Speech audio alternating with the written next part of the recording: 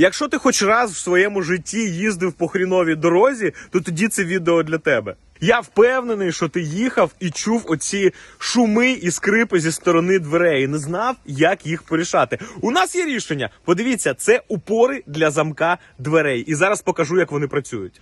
Ось так легко вони встановлюються. І ось так легенько двері зачиняються.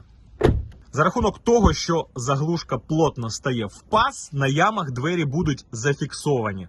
Ось ці упори є на всі марки автомобілів, тому пишіть нам в директ і відправимо в кращому виді саме на твій автомобіль.